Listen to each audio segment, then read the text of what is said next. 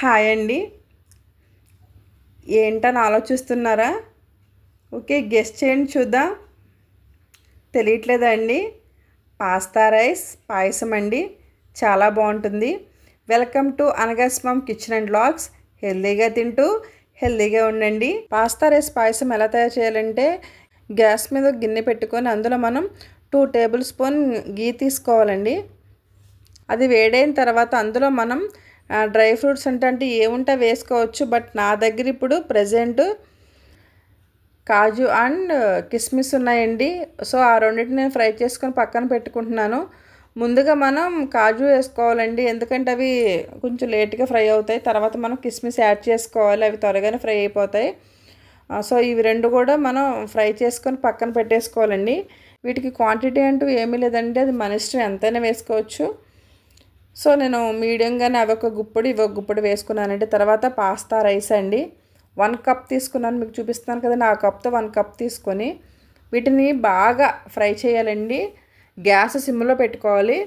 So కొంచెం colour shade అయ్యే వరకు కూడా ఫ్రై చేయాలండి. మనకు తెలిసిపోతుంది ఇవి నార్మల్ రైస్ కాదండి, పాస్తా రైస్.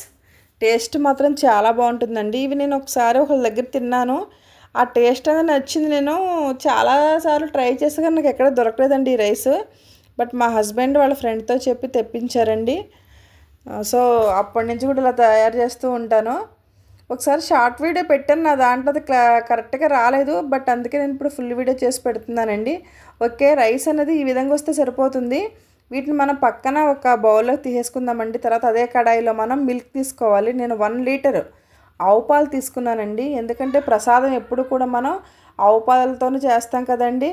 సో అలానే ఒక పక్కన ఇంకో గిన్నెలో మనం 1 కప్పు రైస్ కదండి, అలాగే 1 కప్పు బెల్లం తీసుకున్నాను. అందులో ఒక 1/2 కప్పు వాటర్ వేసుకొని మరిగించుకోవాలండి.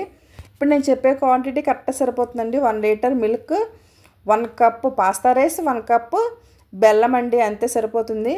మన పాలు కూడా పొంగొచ్చేస్తున్నాయండి. సో ఒక పొంగు వచ్చిన తర్వాత మనం ఫ్రై చేసి పెట్టుకున్న పాస్తా రైస్ ఉన్నాయి కదండి, అందులో యాడ్ చేసేసుకుందాం. ఇది స్వామివారికి నైవేద్యంగా పెట్టుకోవచ్చండి, పాస్తా రైస్ పాయసం. సో నేను అందు గురించి తయారు చేస్తున్నానండి.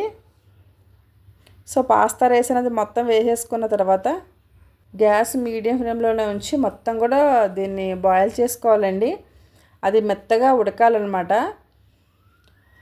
సో అలా కలుపుతూ ఉంటుంది, ఉడుకుతూ ఉంటుంది. ఈలోపు మనం బెల్లం కరిగింది కదండి, దాన్ని కూల్ చేసుకుందామండి. సో ఇది కూడా హెల్త్కి చాలా మంచిదండి. పాస్తా అనేది హెల్త్కి మంచిది. సో దీన్ని కూడా మనం తీసుకోవచ్చు. సో చూసారండి బియ్యం ఎలా వచ్చాయో. ఆ పాస్తా రైస్ అనేది ముచ్చెల్లాగా అనిపిస్తున్నాయండి నాకైతే. మరి మీకు ఎలా అనిపిస్తుంది కామెంట్ చేయండి. ఎంతో అంటే ఇవి ఏంటంటే చాలా సాఫ్ట్గా, చాలా ఇది బాగుంటాయండి చూడడానికి. మనం తింటున్నా కూడా చాలా సాఫ్ట్గా వెళ్ళిపోతాయి. సో ఇందులో నేను ఒక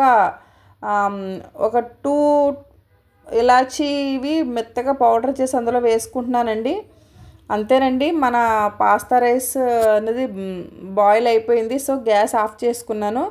కొంచెం చల్లారిన తర్వాత నేను బెల్లం కరగబెట్టాం కదండి, దాన్ని ఇందులో యాడ్ చేసుకుంటున్నాను. ఎప్పుడైనా సరే ఈ వేడిగా ఉన్నప్పుడు వేస్తే కొంచెం ఇరిగే అవకాశం ఉంటుందండి. అంటే కొంచెం పాలు అనేవి కొంచెం ఇరగడం అలా అవుతుంది. సో కొంచెం కూల్ అయిన తర్వాత కలుపుకుంటాను నేను.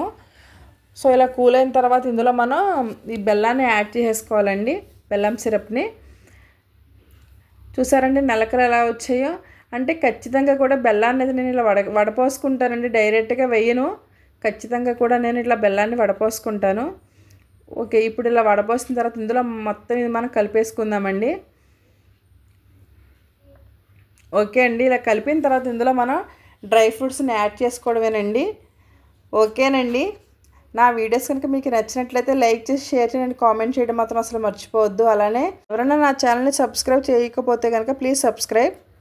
ఓకేనండి, మన ప్రసాదం అనేది రెడీ అయిపోయింది. స్వామివారికి నైవేద్యం పెట్టేద్దాం. ఈ రెసిపీ కనుక ఎవరికైనా తెలుసుంటే కనుక కామెంట్ చేయండి, తెలియకపోతే కనుక ఖచ్చితంగా ట్రై చేయండి. ఎందుకంటే ఇలాంటి ప్రసాదం అస్సలు మిస్ అవ్వద్దండి. ఓకే అండి, మీ సపోర్ట్ అన్నది నాకు ఎప్పుడూ ఉండాలండి. మీ సపోర్ట్ ఉంటేనే నేను ముందుకు వెళ్ళగలనండి. ఓకే అండి, థ్యాంక్ యూ ఫర్ వాచింగ్.